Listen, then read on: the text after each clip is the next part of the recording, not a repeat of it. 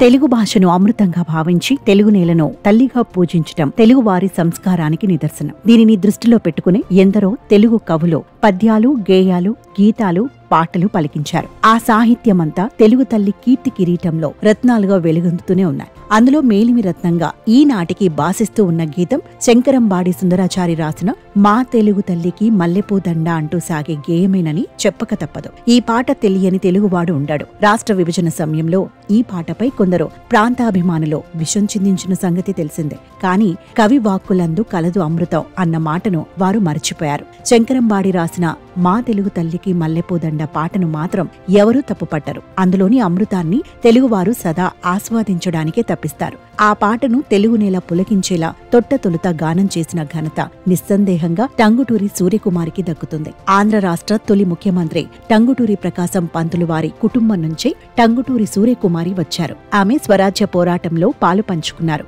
గూడవల్లి రామబ్రహ్మం తెరకెక్కించిన రైతు బిడ్డలో ప్రఖ్యాత రంగస్థల నటులో బళ్ళారి రాఘవ నర్సిరెడ్డి పాత్ర పోషించగా ఆయన కూతురు సీత పాత్రలో సూర్యకుమారి అభినయించారు. ఆ చిత్రంలో సూర్యకుమారి పాడిన రావోయి వనమాలి బిరబిరా రావోయి అంటూ సాగే గీతం అప్పట్లో విశేష ఆదరణ చూరగొంది.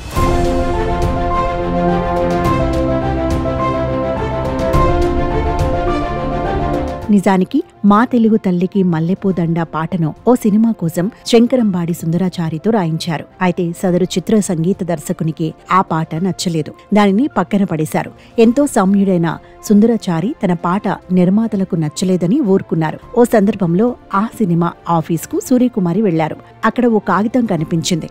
దానిపై రాసిన మా తెలుగు తల్లికి మల్లెపూ దండ పాట ఆమెను ఎంతగానో ఆకర్షించింది.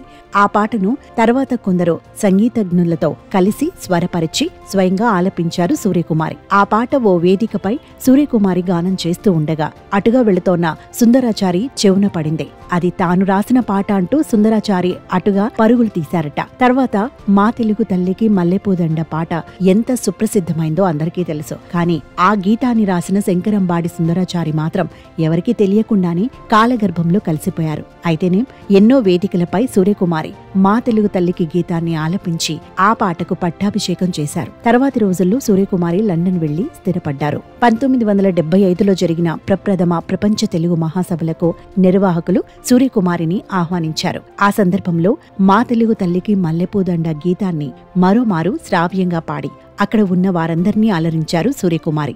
మాతృభాష తెలుగంటే ప్రాణం పెట్టే నటరత్న ఎన్టీఆర్ కూడా ఆ మహాసభలకు హాజరయ్యారు. ఆ సందర్భంలో సూర్యకుమారిని ఎన్టీఆర్ కలుసుకుని కాసేపు ముచ్చటించారు. తర్వాత ఎన్టీఆర్ రాజకీయ ప్రవేశం చేసిన తర్వాత 1982లో మా తెలుగు తల్లికి మల్లెపూ దండ పాటను చక్రవర్తి బాణీల్లో పి. సుశీల చేత గానం చేయించారు. ఆ రోజుల్లో తెలుగుదేశం పార్టీ ఎన్నికల ప్రచారంలో ఆ పాట విశేష ఆదరణ చూరగొంది. ఆ పాట వినిపించగానే జనం జై తెలుగుదేశం అంటూ ఇళ్లల్లోంచి పరుగులు తీస్తూ వచ్చి ప్రచారం చేసేవారి చుట్టూ మూగేవారు.